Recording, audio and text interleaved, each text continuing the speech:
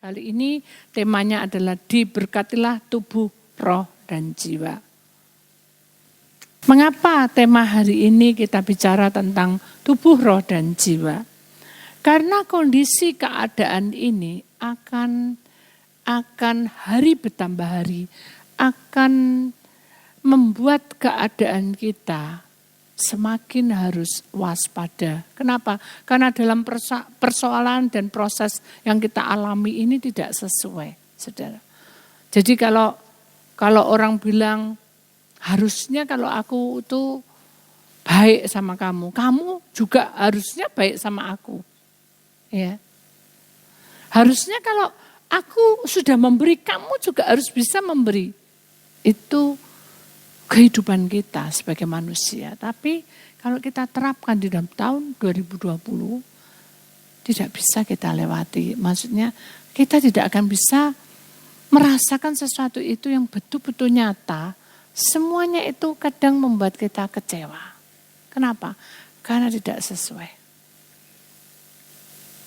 Jadi kalau namanya orang tidak sesuai, pasti ada kekecewaan. Enggak Bu, aku enggak. Contoh kecil aja, saudara. Kalau kita itu lagi lapar, ini contoh kecil saudara. Jadi ini perkara kecil ya. Kalau kita lagi lapar, kita meminta sesuatu, mungkin kita ini enggak suka, semua bosen semua gitu. Ini enggak mau, itu enggak mau, itu enggak mau. Akhirnya kita mengambil satu pilihan yang terakhir. Mungkin ini wis saking ini wis mau enggak mau dipaksa makan lah. Wis aku tak beli bakso gitu aja. Tapi baksonya itu harus di daerah ini. Gitu. Oh ya, di pun ada. Oh ada. Oh kita jauh datang ke sana. Ternyata habis. Apa yang kamu rasakan? Halo? Ketawa? Gak apa-apa. Gitu. Kecewa. Mungkin yang nelpon tadi siapa? Oh mungkin anak kita, mungkin suami kita, mungkin istri kita. Kamu tuh gimana sih nelponnya? Bener enggak sih? Genah enggak kamu tadi? Jadi kita ini pada akhirnya lama-lama kita ini akan saling berdebat dalam satu keluarga. Berdebat di dalam satu kantor, berdebat di dalam satu pekerjaan. Kenapa? Karena ya gara-gara perkara kecil ini tidak terselesaikan. Jadi kalau hidup kita mau diberkati seperti firman Tuhan dikatakan diberkatilah tubuh roh jiwa, maka kita harus belajar untuk menghadapi kenyataan hidup itu mungkin tidak sesuai, kita terima.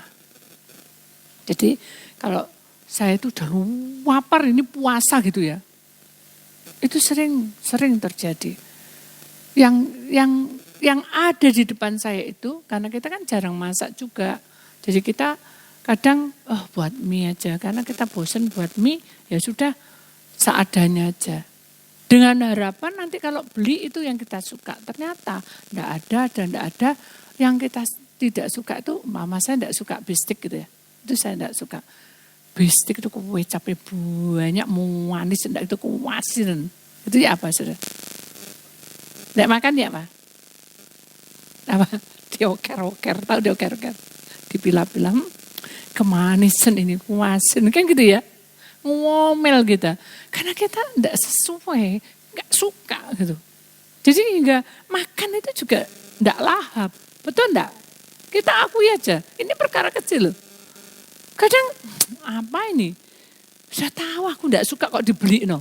Kadang gitu. Jadi untuk menerima kenyataan ini apa adanya. Kalau kamu enggak makan ini sebentar lagi puasa. Yes makanan. Ya usah makan. Tapi enggak boleh menggerutu. Ya udah makan. Tapi enggak boleh ngomel. Ya udah makan. Tapi kita terus merasa apa ya. Dari dulu ini kamu tuh enggak tahu kesukaanku. Nah itu saudara. Jadi kadang dalam hidup rumah tangga atau dalam pekerjaan tuh hari semakin hari kita harus lebih dewasa. Kenapa? Karena enggak sama. Jangan jauh-jauh. Kalau kita mau cari pembantu rumah tangga atau suster, beda enggak sama yang dulu? Halo? Beda enggak? Yang ditanyai pertama kali itu apa? Apa? Berapa? Ya. Mau mbok kasih berapa? Berani berapa kamu? Kasarannya kan gitu. Saya itu apa lagi? Apa kerjaannya? Apa kerjaannya? Kalau kita bicara, oh ya kamu kan pembantu rumah tangga ya, gosok, ngepel, nyapu, terus masak, ya cuci-cuci. Kok banyak? Betul enggak? Enggak mau aku, minta 2. Jadi apa yang kita harapkan itu tidak sesuai. Jadi sehingga kita kok kayak gini ya keadaannya. Ya memang sekarang ini bukan lagi zaman kita di mana sungguh-sungguh satu orang terus itu tekun. Wah itu hebat. Nah itu siki hukum atau segala macam. Kalau kamu itu setia sampai mati, sampai kamu dipanggil oleh Bapakku, aku bangga padamu. Jadi intinya dalam kehidupan kita sehari-hari itu harus ada satu, bukan janji ya, satu kemauan yang kuat untuk menuju kesetiaan. Apapun yang kita hadapi. Mungkin kita punya musuh di keliling kita. Mungkin kita lagi dikata-katai. Mungkin kita juga tidak dihargai. Mari kita imani bahwa kita ini adalah mempelai perempuan dan Tuhan adalah mempelai laki kita. Amin. Di suami istri. Kalau ini tidak cocok atau mungkin punya kesalahan, bukan kita mendoktrin terus. Kamu salah, kamu salah. Itu akan membuat tidak ada sesuatu perkembangan dalam rumah tangga. Karena kita saling curiga. Demikian juga anak dengan orang tua. Mungkin anak ceroboh dulu ngabisin uang. Atau mungkin anak belum lengkap, mungkin belum punya pasangan hidup. Atau mungkin juga anak punya kesalahan yang membuat orang tua kecewa. Itu bukan berarti kita mendoktrin terus. Pokoknya kamu harus begini, pokoknya tidak bisa saudara. Kenapa? Karena ini adalah zaman di mana kita mengambil keputusan itu harus dengan hikmatnya Allah. Kenapa? Karena berkat ini Tuhan itu akan memberkati kita ketika tubuh roh jiwa kita ini berkenan di hadapan Allah. Sekarang kita uraikan. Seperti apa yang berkenan kepada Allah? Seperti apa hidup kita yang berkenan kepada Allah? Sering saya katakan tubuh kita ini lemah. Ya. Dalam kehidupan proses manusia, saudara, ini juga saya terus gambarkan supaya saudara itu mengakui bahwa tubuh saudara ini memang sangat tidak ada artinya apa-apa. Kenapa? Karena tubuh ini adalah fana, saudara. Tubuh ini fana. Ya. Jadi kalau namanya fana, ya sudah saya bisa tahu bahwa itu hanya sementara. Hanya hidup terbatas dan tidak ada sesuatu. Kalau saudara tidak berpegang pada Tuhan, maka proses kehidupan saudara ini akan sia-sia. Kenapa? Karena saudara tidak berpegang pada firman-Nya. Kemarin saya dapat telepon 2-3 hari lah yang lalu lah. Anak Tuhan yang lagi, ya kok orang bilang punya kesalahan. Dan dia berkata bahwa aku berdosa. Kalau sampai terjadi apa-apa, berarti aku yang kualat. Itu kasarannya gitu, saudara. Aku yang dapat hukuman berat. Saya bilang, Tuhan tidak pernah menghakimi loh sekarang ini. Belum waktunya. Jadi ini adalah kesempatan kita untuk betul-betul menata hidup kita. Supaya kita tidak salah langkah. Kalau sekarang ini kamu merasa ini salah langkah, ya sudah. Sekarang kamu ke depannya, kamu tidak boleh melangkah yang terulang, yang ke belakang. Jadi intinya harus kamu kuat. Gak bisa sekarang wis gak ada harapan. Saya bilang, kalau seseorang sudah mendoktrin, tubuh yang fana ini sudah mendoktrin hidup kita, wis gak ada harapan, maka hidup kita akan turun gini. Jadi contoh aja, kalau kita ini bekerja ya saudara ya, hidup kita yang bekerja ini pasti kita pakai uang, betul enggak? Kita kemana-mana mesti bayar pakai uang. Ya. Jadi kalau kita mau kembali mencatat semua keuangan, perekonomian atau keadaan kondisi keuangan kita pasti beda dengan yang dulu. Itu pasti. Jadi kalau yang dulu itu rasanya kita uang tuh orang bilang tuh brabre, wes ini dibayar, tidak ada masalah. Tapi sekarang tidak bisa seperti itu. Makanya firman Tuhan katakan ikat pinggangmu itu berarti tanda bahwa kita ini harus siaga menghadapi kehidupan yang ke depan itu. Sesuatu yang tidak terduga itu akan menghabiskan keuangan kita. Nah, hal seperti itulah yang membawa kita semakin drop. Kenapa? Karena saudara menilai kenyataan itu tidak sama. Saya sudah kerja mati-matian, ya kok gini uangnya? Saya mati-matian sampai jengking-jengking kasarannya gitu ya. Kepala tak kerja kaki tak kerja kepala. Tapi apa yang ku dapat? Kenapa? Karena kita selalu mengandalkan kekuatan kita. Mari sekarang ini kita belajar tubuh yang fana ini diajari untuk tekun, saudara. Dalam hidup manusia ini seperti orang yang dirajut oleh Tuhan. Harus memiliki tekun. Ya. Adam dan Hawa, walaupun dia diciptakan Allah dengan Allah sendiri, saudara. Kalau kita kan melewati rahim seorang ibu. Tapi ini lewat Allah sendiri, saudara. Pasti tetap aja ada pelanggaran. Kenapa? Karena manusia itu tidak sempurna. Jadi kalau dalam proses rumah tangga, proses hidup seorang anak, mantu, cucu, itu tidak sempurna. Jadi pasti suatu saat akan mengalami suatu pelanggaran. Tetapi biasanya kan dalam pelanggaran itu kita sudah tercatat, ya, sudah tervonis bahwa ini salah. Pasti kamu begini. Nah itulah karakter manusia. Tetapi Allah dari sejauh timur sampai ke barat. Bayangkan timur sampai ke barat. Allah tidak akan mengingat kesalahan dan pelanggaran kita. Kenapa? Karena Allah memberikan waktu untuk bertobat. Supaya manusia masuk dan menjadi miliknya. Masuk kemana? Masuk ke surga. Nah sekarang bagaimana kepribadian kita? Karena kita anak Allah, hendaknya kita juga belajar untuk memberikan waktu dalam pertobatan itu. Supaya istri kita, suami kita, anak kita, mantu kita, cucu kita itu akan mengalami pertobatan. Wes bu, gak iso bu, dicuci yo gak basah, dipanasi juga ndak kobong, ndak kebakar. Itu adalah pikiranmu. Kenapa? Karena kamu memiliki tubuh yang fana, ndak tekun, tapi kamu sudah mengata-ngatai yang tidak membangun. Jadi tahun 2020 itulah tahun waspada, lampu merah. Itu untuk kita sadar bahwa iblis lagi mengintai kita.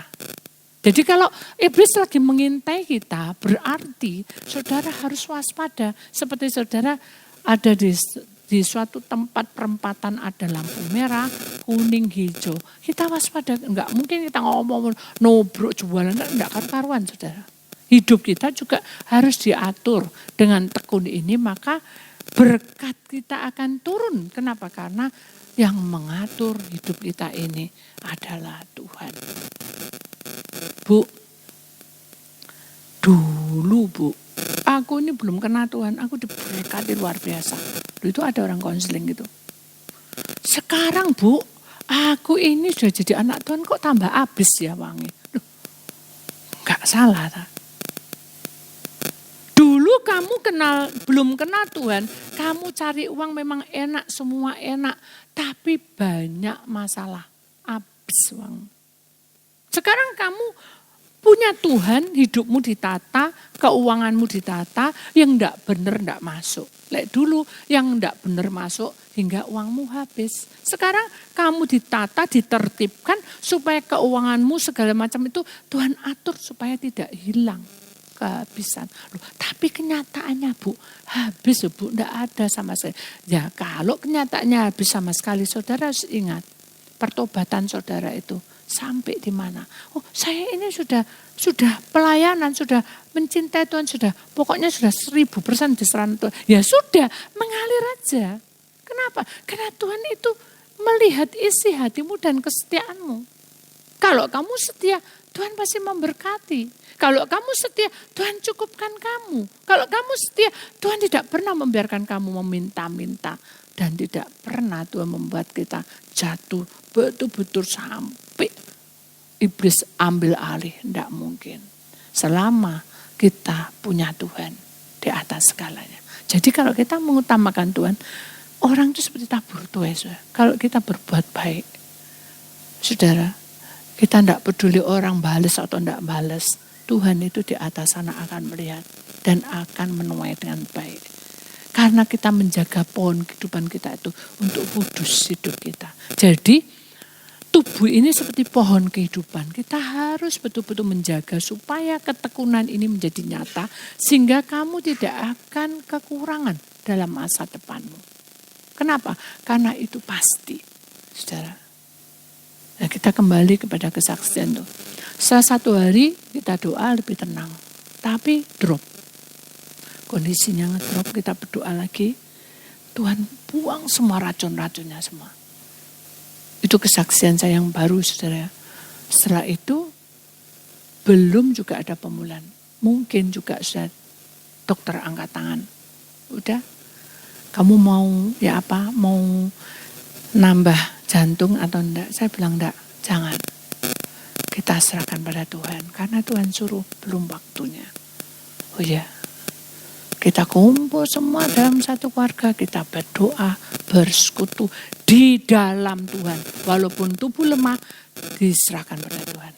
Akhirnya apa? Pemulihan terjadi. Kenapa? Karena tubuh ini yang fana, yang sakit, yang tidak berguna, yang tidak berdaya. Dokter angkat tangan, orang angkat tangan. Kamu ya banyak utangnya begini-begini. Serahkan semua sama Tuhan. Amin. Tubuh yang fana, kalau tekun, Tuhan pasti berikan berkatnya. Jadi jangan kamu capek. Kamu menunggu itu memang capek. Tapi waktunya Tuhan, bukan waktu kita. Amin. Yang penting kita tidak bisa dipermalukan. Kenapa? Karena Tuhan ada di pihak kita. Itu tubuh, saudara. Kemudian kita melihat di dalam kehidupan kita. Kita ini punya roh, ya saudara.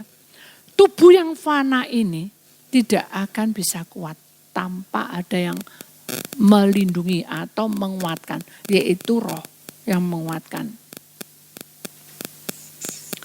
Roh kita ini akan menguatkan kita, saudara. Menguatkan dalam apa? Menguatkan di dalam keperluan kita. Keperluan kita apa? Ya kita butuh uang, kita butuh kesehatan, kita butuh kehidupan, kita butuh pemulihan, kita butuh masa depan. Betul enggak? Itu kekuatan. Jadi roh ini akan menguatkan kita. Kenapa? Karena roh yang penurut itu, saudara, seharusnya menghadap Tuhan itu setiap waktu. Jadi bukan saat-saat jam, oh ini ada pelepasan kita datang, atau oh ini jam-jamnya doa pukul 12. Enggak, setiap waktu. Saya sarankan pada saudara, tahun 2020 itu belajar roh setiap waktu. Begitu buka mata, bilang sama Tuhan. Itu setiap waktu. Tuhan, terima kasih. Hari ini cuaca mendung, kok petir, tar, tapi saya serahkan sama Tuhan. Bersyukur saya sehat. Bersyukur suami, istri, anak semua. Gitu saudara, itu adalah menyapa Tuhan setiap waktu. Nanti mau berangkat, kita mau mandi, Tuhan saya itu mau mandi. Tapi tubuh saya ini tidak enak badan. Apakah Tuhan izinkan saya mandi? Gitu saudara. Semakin sering kita bicara dengan Tuhan, semakin Tuhan itu berkarya. Roh kita ini dikuatkan sehingga kita itu tahu rencana Tuhan itu harus apa. Itu tahu saudara. Itu saya alami. Mungkin saudara akan mentertawakan saya. Oh mandi toh aduh Bu. Kok ngisi-ngisi kok enggak tanya Tuhan. Loh, justru saya sering sekali seperti itu. Kenapa? Karena itu penting buat saya. Jadi saya kalau mau mandi, Saudara, saya ambil anduk, ambil pakaian sudah saya siapkan, semua sudah saya siapkan. Saya berjalan tuh berdoa, Tuhan, saya mau mandi. Lindungi saya dan buka pintu kuasa-Mu, pintu kesehatan. Ketika air itu masuk, ketika air itu menyirami seluruh tubuh saya, Tuhan sudah kuduskan dengan kuasa darah-Mu. Amin. Duh, kayak tiap hari tidak ada apa-apa, saudara. Tapi begitu iblis ada, dia akan beritahu sinyalnya. Itu kejadian, saudara. Jadi pada waktu saya enak-enak mau mandi, saudara, Tuhan bilang, jangan mandi dulu. Loh, terlambat Tuhan. Ini sudah waktunya pergi ibadah. Jangan mandi dulu. Siram itu tempat toilet WC bagian ujung. Tak siram, saudara, ngikuti ya. Terus. Saya tahu apa? Kelabang besar segini, saudara. Kalah jengking bukan kelabang. Yang punya itu, seperti capit tuh. Itu kalau saya gigit apa enggak panas dingin, saudara. Loh, kok bisa ya? Nah, kalau saya kayak gitu kan pikiran, wah ini perdukunan, wah ini ada penyerangan. Itu pikiran saya, saudara. Tapi saya enggak boleh pakai logika saya. Roh itu penurut. Dia yang akan menguatkan. Tubuh fana, pikiran macam-macam. Wah, ini pasti ada orang yang tidak suka. Saya bilang roh ini yang akan menguatkan. Tuhan, tak serano. Tapi bukan, Tuhan tak merem. Dia pejam mata, yuk hilang tuh kayak jengking saya. Saya buka mata dan Tuhan, apa yang saya lakukan? Kalau ini bukan dari Tuhan, dari kuasa kegelapan, putuskan. Itu saya pernah. Begitu putuskan, Tuhan langsung bilang, pukul langsung, pukul pakai apa? Gak ada apa-apa. Cuma ada sabun. Tapi Tuhan bilang itu gayung. Loh, gayung gitu. Nah, logika. Tubuh yang fana ini mulai ngatur, saudara, iblis. Loh, kotor itu. Gak peduli. Tuhan bilang, pukul langsung. Begitu saya pukul, keluar seperti asap. Dari situlah saya mikir, oh ini dari perdukunan. Begitu saya ambil, saudara, secara logika pasti ada, hilang. Tapi tetap tak buang di depan rumah. Karena Tuhan suruh, keluar kamu, keluar. Lah Budi telah enak saya ngomong betul. Siapa sih ngomong betul Tuhan? Pernah enggak saudara kalau kita mau pergi apa enggak? Jangan otok-otok tekek, tahu otok-otok pergi, otok-otok tekek, pergi. Cek. Enggak boleh itu saudara. Enggak boleh itu sudah enggak ada di tempat firman Tuhan, enggak ada. Tapi kadang kita kan kalau kita mau ambil keputusan, ini enak diambil apa enggak ya? Pernah enggak? Ada ambilin di satu. Loh nanti rugi, pernah enggak? Nah seperti itu suaranya. Jadi bukan Tuhan enak omong-omong, kok enak saudara? Enggak seperti itu juga, suaranya dua. Tapi saya tidak bingung dan tidak kalau orang bilang enggak percaya, enggak, saya percaya bah ini Tuhan yang menentukannya. Kalau gayung ya tak tutup gayung, hilang pus gitu. Dari situlah saya tanya sama begitu tak buang, saya tanya Tuhan, kalau Engkau izinkan, saya bilang gitu, buka dan singkapan, ada apa ini? Ada apa ini? Dan buka. Lewat kita menyembah, memuliakan Tuhan. Jadi gitu. Tuhan itu bicara itu bukan, hei kamu, enggak. Baca firman Tuhan. Baca buku-buku tentang pelajaran tentang bagaimana imanmu bertambah. Baca puji-pujian penyembahan. Nyanyi aja saja. Begitu kita nyanyi, saya nyanyi saja. Begitu nyanyi Tuhan singkapkan. Nih, kamu kan mau adakan doa pelepasan roh. Iya Tuhan, hari Senin. Ya, ini hari apa? Hari Minggu. Hambaku ada orang nanti datang. Penguasa kegelapan itu kuat sekali. Jadi begitu orang itu mau pelepasan, iblis melompat ke arah rumahmu. Oh, jadi gitu ya cara iblis betul. Ya udah, saya tahu. Oh gitu caranya. Jadi saudara, sebetulnya hidup dalam dunia ini bukan teka-teki. Harusnya kita tuh mengerti. Ada Tuhan itu mengirim dengan banyak cara. Bisa binatang, bisa burung, bisa tanaman, bisa orang, bisa apapun saudara. Tapi saudara kurang peka. Kalau dalam hidup kita tadi itu setiap kali kita mau ngomong, mau pergi, mau apa, kita bicara sama Tuhan. Tuhan akan memberikan penyertaan itu. Apakah saudara mau lakukan itu? Halo? Kok berat ya? Gak iso Bu, aku gak bisa, aku gak kudus, gak layak karena aku sik marahan. Loh, justru saudara marahan itu saudara belajar untuk dekat pada Tuhan. Amin.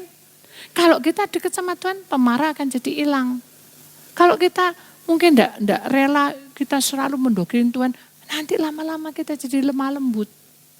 Itu, saya ini sebetulnya aslinya tuh keras.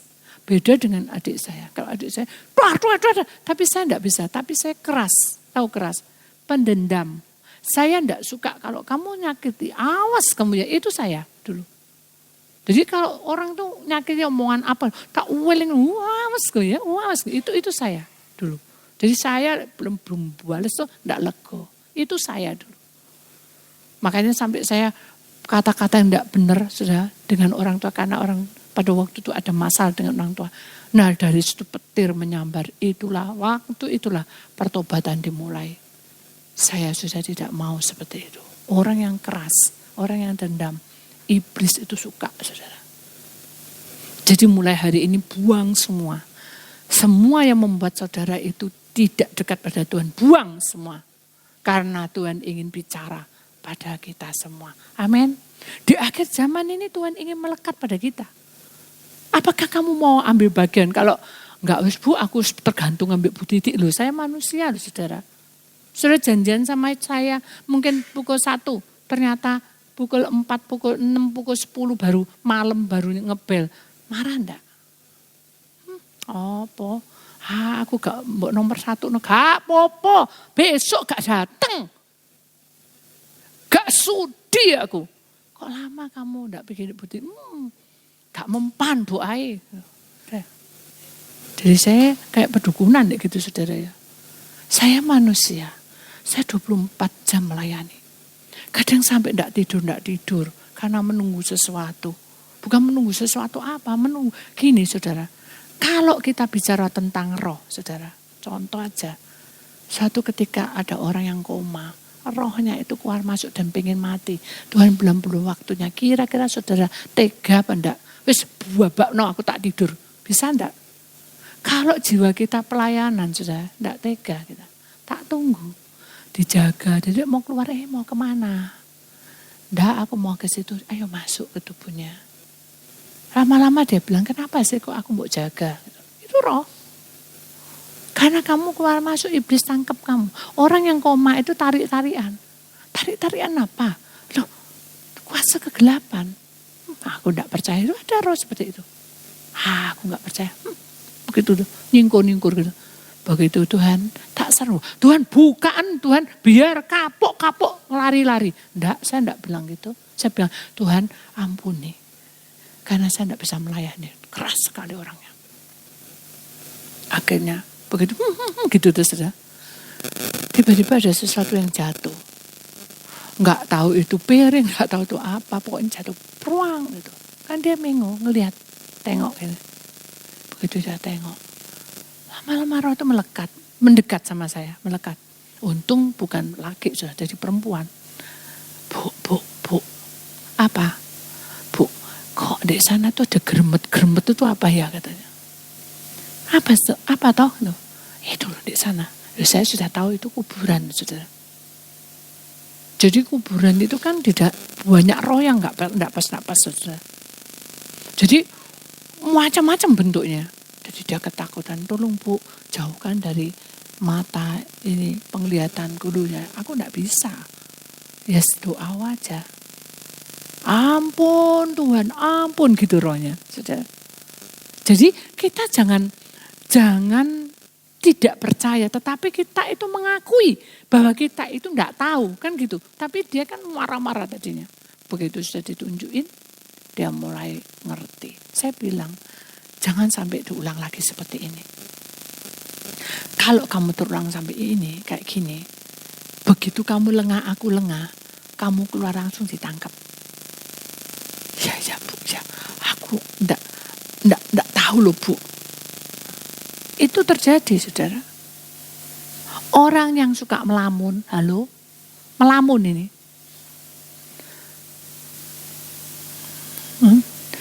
Saya bilang, itu kenapa dia, adik itu? Saya berdoa, Tuhan boleh enggak saya berdoa sama itu orang? Ya doa sendiri, ya saya doa. Ternyata dia ini putus cinta, saudara. Saya diam ya. Apa katanya? Adik bilang, gak tahu. Saya bilang gak tahu juga. Saya kan gak mau ikut-ikut. Gak tahu. Tak doa aja. Ya sudah doa aja. Doa.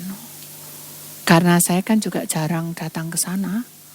Akhirnya suka ngelamun, saudara. Cetir ngelamun. Makan nasi. Makan. Tapi kayak gak sadar. Entek berapa ya gak tahu. Kosong. Begitu saya kan setiap hari kan berdoa, saudara. Kalau malam juga berdoa, Tuhan berdoa untuk jemaatmu, berdoa untuk handetolan semua. Tunjukin orang itu. Loh, kok di hutan? Saya bingung. Saya tipu tidak bisa. Pagi sekali saya lari ke sana. Kamu tahu, ini kokomu ada di hutan. Hah? Iya tak? Iya. Dia itu semalam keluar, tidak sandalan, tidak berpakaian, pakaiannya tidak benar, sudah pakaian tidur, jadi kayak kausan gitu aja keluar. Nah sekarang di mana? Wah, bingung sendiri. Kita doa tante doa.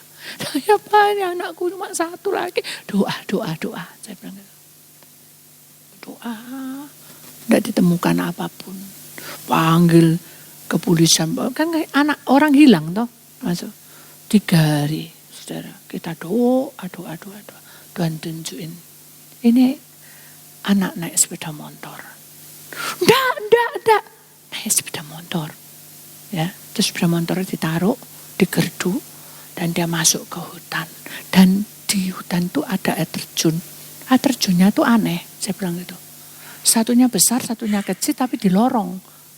Nah, barulah tadinya enggak percaya. Enggak mungkin, bilang gitu. Karena saya kan belum menikah, nak gitu. Ya sudah. Akhirnya dia pergi ke gudang. Loh, gak ada sepeda motor, bener enggak ada katanya. Hanya baru percaya. Loh, saudara, jangan sampai kayak gitu. Maksudnya gitu, sekarang sudah diberitahu jangan sampai terjadi baru saudara percaya. Jadi berkatmu berkurang. Kalau saudara sekarang diberitahu, saudara percaya dan melakukan, itu berarti berkatmu oto. Tuhan itu menginginkan supaya kita itu memiliki berkat itu jangan hanya separuh, tapi sepenuhnya. Tuhan ingin hidup kita ini diperjuangkan sampai pada titik penghabisan. Nah akhirnya sudah sampai cari di mana-mana, akhirnya dia ingat, oh ada air terjunnya begini. Ada saudara, cuma di situ toh, di pinggir hutan jati. Begitu lari ke sana semua, ditunjukin semua ini. Ternyata Tuhan bilang dia duduk di atas batu. Dia duduk di atas batu, kakinya seperti anak kecil, ongklang-angklung gitu. Kamu tuh di mana? Hah? Makanya jangan suka melamun. Hah? Akhirnya dibawa pulang, doa, serana sama Tuhan, doa terus 40 hari. Dia teriak. Kenapa? Karena kuasa kegelapan sudah mencengkeram otaknya. Jadi dia harus minum obat dokter, harus begini. Akhirnya lama di doa lama, Tuhan pulihkan keadaannya. Tuhan dahsyat. Jadi kalau orang lain diberi pertolongan, saudara pasti diberi pertolongan. Jangan takut. Tuhan punya kuasa. Amin. Itu yang membuat kehidupan kita tahu bahwa roh yang akan menguatkan itu adalah roh yang selalu bercakap-cakap dengan Tuhan. Mungkin saudara tidak tahu artinya, ya apa Tuhan dengar apa enggak. Tuhan itu selalu mendengar. Tapi bukan, ya wes tak dengar. Ya mungkin saya akan lari ada suara gitu. Tapi saudara akan, ya apa jawabannya kalau Tuhan mendengar? Hati kita ini bahagia, saudara. Dilatih. Oh, senang aku bahagia, aku sudah berdoa. Gitu saudara, saya dulu gitu. Oh, senang saya, walaupun saya tidak punya uang. Waktu itu kan kita lagi paceklik ya. Tak serahkan sama Tuhan. Saya belum bekerja, saudara. Waktu itu saya hamil Andreas, saya belum bekerja. Saya doa, saya serahkan. Saya suka cita, senyum terus. Bukan senyum pura-pura loh. Enggak. Terus ketawa, terus nangis-nangis. Enggak, saya tidak pernah minta sama Tuhan. Tuhan, beri aku berkatmu banyak. Saya cuma bilang, Tuhan, bakul hidupku ini adalah milikmu. Jadi kalau ini uangnya berapa, semua berapa, tak serahkan semua. Kenapa? Karena Tuhan itu pemiliknya. Sehingga hidup kita menjadi tertib adanya. Kemudian kita sebelum terakhir, saudara, kita akan membaca firman Tuhan lebih dulu di sini. Jadi diberkati tubuh roh jiwa itu ada satu kemuliaan Tuhan. Kalau kita lihat gambar pertama, ada sinar di dada ini, adalah kemuliaan Tuhan. Melingkupi seluruh hidup kita. Melingkup itu dari ujung kepala sampai ujung kaki. Sehingga cahaya kita ini ada, bukan gaya tarik, ada sesuatu yang membawa kita itu melihat wajah kita itu ada damai. Membuat kehidupan kita ini menjadi damai. Jadi itulah yang Tuhan mau, supaya kita menjadi terang-terang Kristus. Kemudian kita lihat lagi di sini Kejadian 5 ayat 2. Laki-laki dan perempuan diciptakannya mereka, ia memberkati mereka dan memberikan nama manusia kepada mereka pada waktu mereka diciptakan. Jadi saudara, kalau Allah sudah menciptakan kita, kita ini manusia yang serupa dengan Allah. Allah tidak pernah meninggalkan kita, baik keuangan kita, baik pekerjaan kita, baik itu kesehatan kita, rumah tangga kita, Tuhan pasti akan ikut campur tangan. Jadi di sini ada bulatan, ada manusia. Otak kita ini kadang terlalu pintar, saudara, untuk berkomunikasi, untuk menata masa depan. Tetapi kalau masa depan pikiran kita ini cemerlang tanpa ada Tuhan, maka kita akan amburadul, akan kacau balau. Seperti apa? Seperti Menara Babel. Saya tahu Menara Babel kisahnya. Saking pinternya orang, dia pengen ketemu di sana. Ya saudara, ketemu sama Allah. Tapi apa yang dilakukannya? Kan itu tidak boleh karena tidak tanya sama Allah. Sehingga dikacau balaukan suaranya atau bahasanya. Jadi ingat, Allah menciptakan kita serupa dengannya, pasti kita memiliki apa? Kepandaian, hikmat yang luar biasa, dahsyatnya. Jadi kita ingat bahwa di dalam Kejadian 5 ayat 2, kita ini adalah ciptaan yang sempurna. Kemudian dikatakan yang terakhir, manusia, kebaikannya pasti diingat oleh orang. Kejahatan juga diingat oleh orang. Pilihan ada di dalam diri kita. Kalau kita ingat kejahatan terus, maka kita akan menjadi pendendam seperti saya dulu. Begitu saya sudah serahkan dan saya hidup dalam pembaruan bersama Tuhan, maka saya betul-betul, orang bilang, kalau saya orang Madiun, begitu saya sampai di sana pasti dia bilang, kok beda ya kamu ya? Dulu tuh kamu enggak kayak gini. Kenapa? Karena Tuhan mengubah saya. Nah itu jadi intinya, pilihan itu ada di dalam diri kita sendiri. Maukah kita itu menjalani perintahnya, atau kita tetap menjadi karakter kita yang karpe dewek tadi. Itu tidak baik. Kejahatan mendatangkan kesusahan, kebaikan mendatangkan berkat bagi anak cucunya. Jadi itulah janji Tuhan kepada kita. Jadi akhirnya jiwa kita ini akan menjadi tentram.